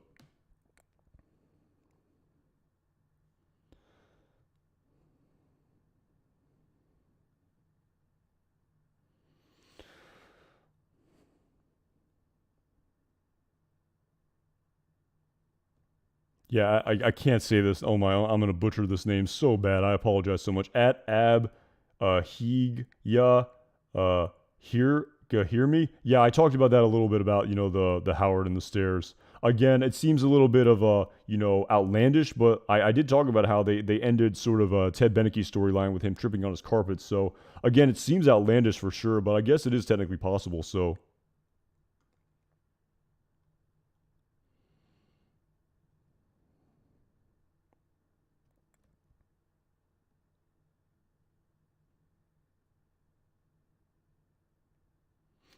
Beetle. What are we gonna do after Better Call Saul? I mean, yeah. I mean, like I said, we just gotta live in the moment now. But live in the moment, man. But it is gonna happen. It is gonna happen. It's kind of crazy. I don't want to get too emotional here or anything like that. It's not really emotional or anything, but or even existential. I don't. It's none of those things. But just kind of, I don't want to get too retrospective here. But I remember leading up to the season, in January and when finally that first teaser came out, I think that was in April or something to that effect. And I was like, wow, June or no, it was before that. It might have been it was February, and then I was like, wow, April seems so far away. It's a long way away. But before you know it, the season started. We were leading up to the season. We got the trailer. The season started. And now we're at the mid-season finale already. For goodness sake, and we get a 6-week break, but after August, it's all things it's all things lead back to you, as they say, as Howard said to Jimmy. But all things lead to this series eventually ending. Unfortunately, I mean, it is what it is. I mean, I feel like I guess it's time. You would say maybe it's just It is. I don't want. I mean, I feel like I'm getting too retrospective here. I don't want to get too much down this rabbit hole. We just gotta focus on the now, and we got a great episode coming up tomorrow. We gotta look into that. We can't get too retrospective here, or at least I can't get too retrospective here. So, at Geordie Underground, it's existential for me. That's funny. Maybe you're serious though. Again, I don't want to go down this rabbit hole. We really should now. We got to focus on the now. We have a great episode coming up tomorrow. There's going to be an unbelievable cliffhanger. There's so many great storylines. What's going on with Jimmy and Kim's plan? What's this video we're shooting here that we didn't get to see in Axe and Grind? What's going on with Lalo? Is he still in Germany? Is he going to go after Kai? Why is he lying down in that car? So much going on in the next episode that I'm looking forward to. That I'm looking forward to right now. So I'm really looking forward to it. So.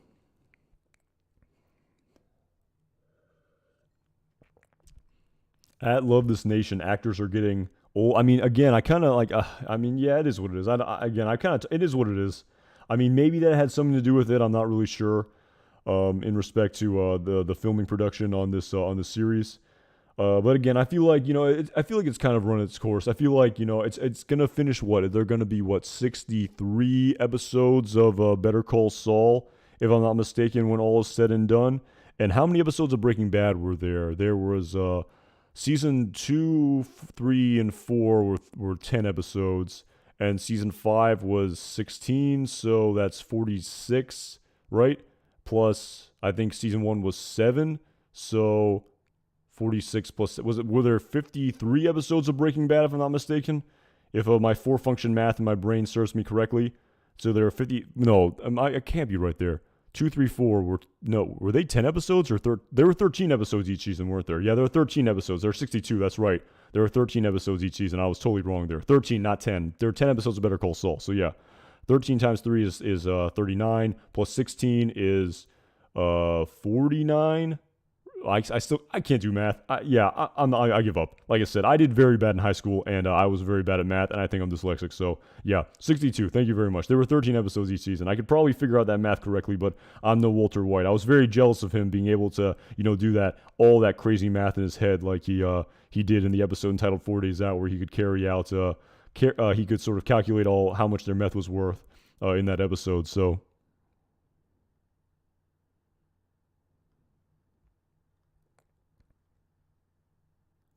Again, at Sydney Storm, I have an idea for a spinoff. Maybe it's a little bit of a fan fiction. Again, it's not a big deal, but again, I definitely have an idea, and I might have to put a video out there in the future. So that's funny. I want to see a spinoff where Walter Jr. becomes a DEA agent and tracks down Jesse in Alaska. There you go. I mean, you definitely that sounds like the makings of a fan fiction for sure. I'm being absolutely serious. You could definitely write something like that. So.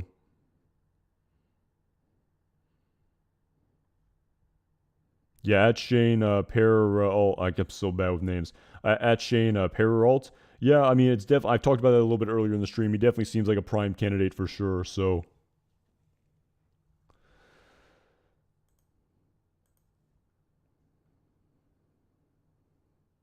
really, the same number of elements on the periodic table, 62. Mendoza's Coyote. I'll take your word for it. For as bad as I did in math class, I did even worse in science class, unbelievably. So maybe believably so. So that's kind of cool if they kind of did that pull there. So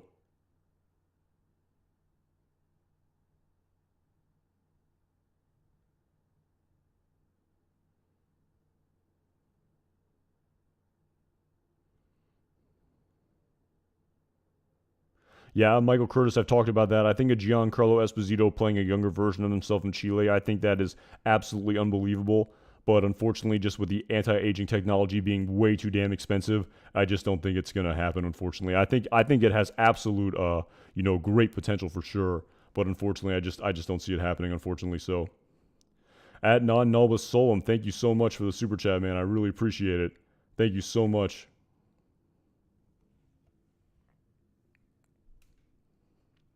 At Kevin Cracked, is it 7 weeks or 6 weeks? I think it may be. I think it's just under 7 weeks. It's probably like 6 weeks and change. Yeah. So yeah, it is what it is. Hopefully, we'll get a lot. We'll be able to ruminate on the next episode. I imagine it's going to be quite the cliffhanger that we're all going to be left on. Um. So yeah, I mean, I think it's going to be pretty. We'll have something to think about for those 6 weeks for sure. So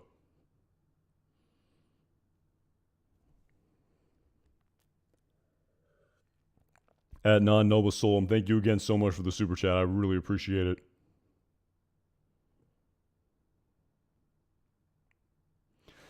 Again, now we're getting into a debate here on the periodic table. Someone said 62, someone said 118. Again, this is if you're looking for Anton Jackson, the science guy, you are in the wrong place. Unfortunately, I know I am completely not well versed in that arena whatsoever. So again, I will have to defer to the comments section to work that out on their own. So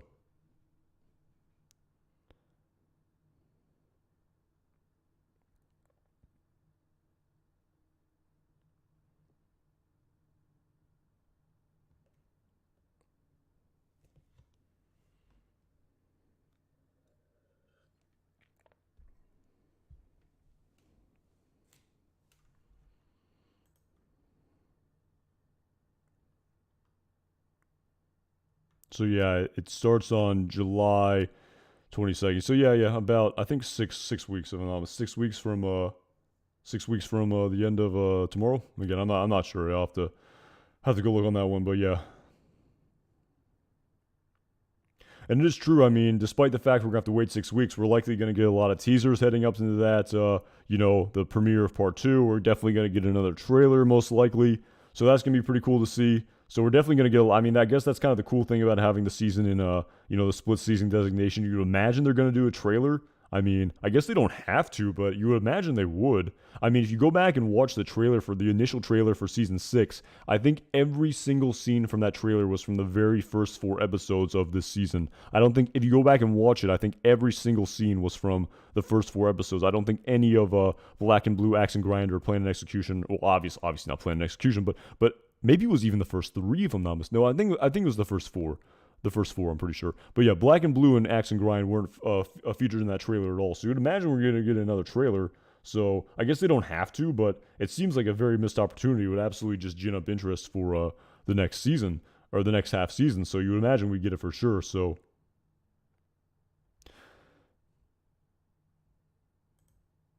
oh yeah, if you're talking about that one at Reeds, if you're talking about that one photo that they tweeted out, the Better Call Saul Twitter page tweeted out that that was quite the he did look pretty sad in that thumbnail for sure. Again, I don't want to read too much into that.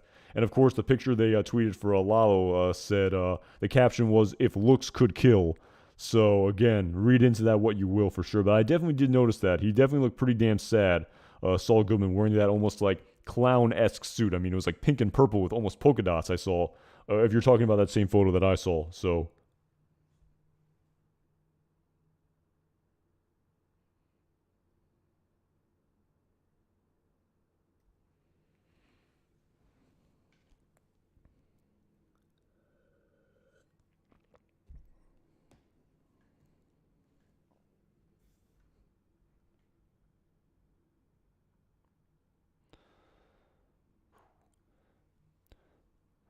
So yeah, I think I'm gonna have to wrap it up here, unfortunately.